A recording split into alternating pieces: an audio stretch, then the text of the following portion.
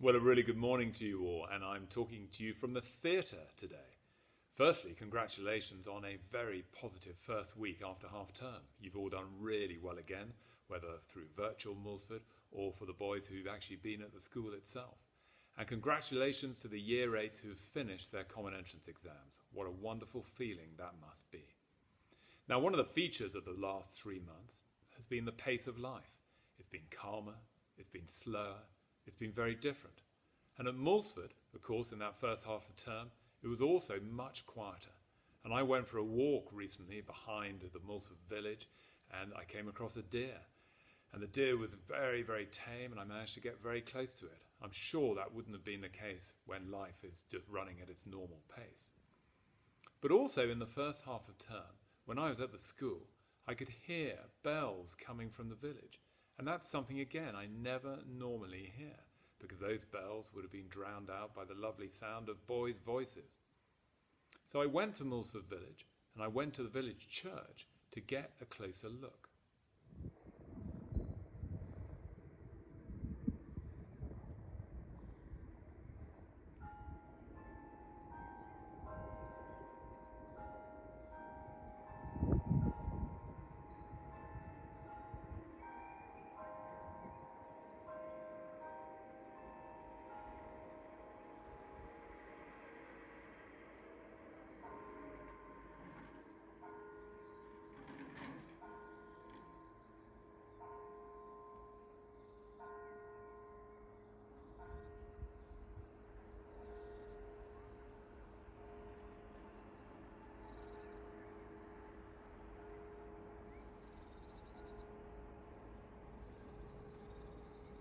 Well, it turned out that those bells didn't actually come from Moulsford Church, but they came from Moulsford Manor, which is directly behind the church.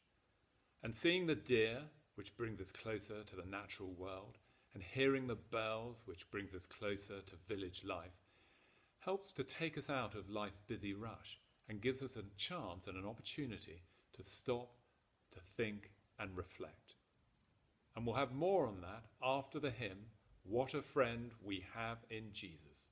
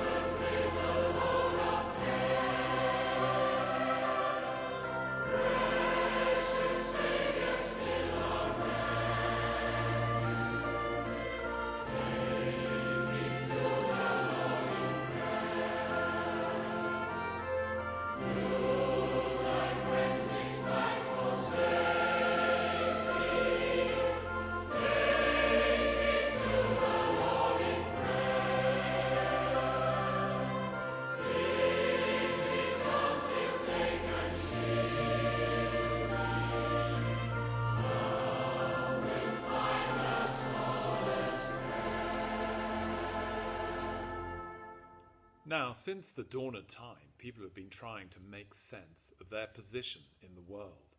And it's tempting, particularly when we're young, to think that we are at the centre of everything and place great importance on ourselves as individuals. It's useful and very healthy to remind ourselves that we are actually part of something much bigger. Now, we're going to watch a clip that should leave us in no doubt of this. And I'm very grateful to Winchester College, and in particular to the chaplain, the Reverend Justin White, for sharing and allowing us to use this footage.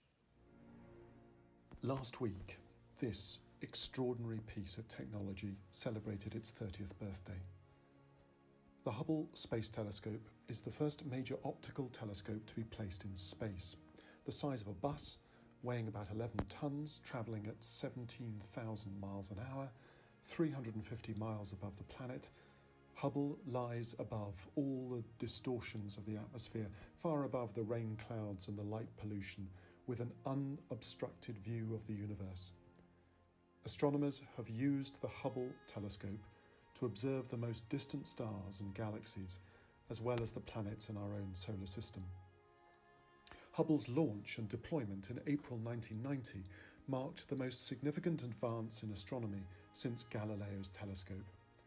And thanks to 5 servicing missions by the Space Shuttle and more than 25 years of operation, our view of the universe and our place within it has never been the same. The anniversary last week was marked by Hubble taking this birthday image. A giant red nebula and its smaller blue neighbour are part of a vast star-forming region in the large Magellanic Cloud, a satellite galaxy of our own Milky Way, located some 163,000 light-years away. The image is nicknamed the Cosmic Reef because the nebulas resemble an undersea world. The centrepiece is a grouping of bright, hefty stars, each one of them 10 to 20 times more massive than our own Sun. The star's ultraviolet radiation heats the surrounding dense gas. The massive stars also unleash fierce winds of charged particles that blast away lower density gas, forming the bubble-like structures which resemble coral. The star's powerful stellar winds are pushing gas and dust to the denser side of the nebula, where it's piling up, creating a series of dark ridges bathed in starlight. The blue areas are oxygen, heated to nearly 11,000 degrees Celsius by the blast of ultraviolet light, and the cooler red gas indicates the presence of hydrogen and nitrogen. And by contrast, the seemingly isolated blue nebula has been created by a solitary mammoth star, 200,000 times brighter than our own Sun. The blue gas was ejected by the star through a series of eruptive events during which it lost part of its outer envelope of material.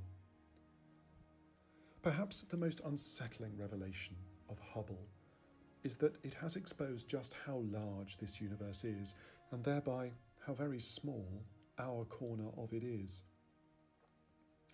No image from Hubble expresses this better than the deep space field. Normally, an astronomer somewhere around the world has a particular galaxy or a nebula or a planet to study and asks NASA to point Hubble in the correct direction to take a look. But for this image, they deliberately chose to point at a nondescript part of the sky just to see what might turn up. This is the Hubble Extreme Deep Field. It is no ordinary photograph of the night sky. Its exposure is 23 days. It's an area smaller than the area of the sky that would be covered by the head of a pin held at arm's length, 1/32 millionth of the sky. Astronomers were aghast. It is estimated that this tiny area contains approximately 5,500 galaxies, at least those that are visible. And using the redshift of the objects in the picture, astronomers are able to estimate their distance from the Earth, and that in turn allows for a 3D fly-through. And it must be remembered that the distances here are so vast that the light emanating from them has taken years, millions of years, billions of years to reach us. So what this fly-through is a journey through time, a snapshot of the state of our universe at various stages of its cosmic history. The first prayer is the prayer of St. Francis of Assisi, who lived from 1181 to 1226. Lord, make me an instrument of your peace. Where there is hatred, let me sow love. Where there is injury, pardon. Where there is doubt, faith. Where there is despair, hope. Where there is darkness, light. And where there is sadness, joy. O Divine Master, grant that I may not so much seek to be consoled as to console, to be understood as to understand, to be loved as to love. For it is in giving that we receive, it is in pardoning that we are pardoned, and that it is in dying that we are born to eternal life. Amen. We say the Lord's Prayer. Our Father, who art in heaven, hallowed be thy name.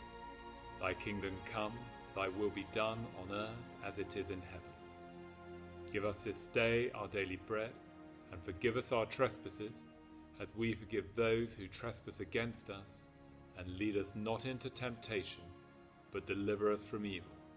For thine is the kingdom, the power, and the glory, for ever and ever. Amen.